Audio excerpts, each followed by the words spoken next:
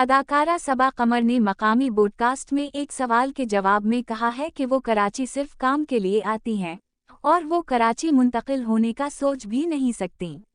دراصل لوگوں نے بات کا بتنگڑ بنا لیا جب صبا قمر نے سوال سن کر چونٹتے ہی کہا، استغفر اللہ، میں کراچی منتقل ہونے کا سوچ بھی نہیں سکتی۔ مجھے اسلام آباد اور لاہور پسند ہیں۔ تاہم انہوں نے مسکراتے ہوئے کہا وہ کراچی منتقل ہونے کا سوچ سکتی ہیں اگر کوئی انہیں گھر بنا کر دے دے۔ پھر خود ہی کہا کہ اگرچہ انہوں نے ایک گھر خود بنا لیا ہے۔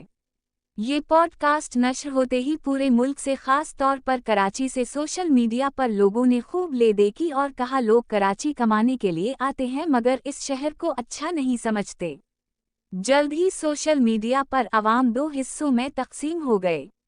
ایک گروپ کراچی کی حمایت میں تھا اور صبا قمر کے اس بیان پر تنقید کر رہا تھا۔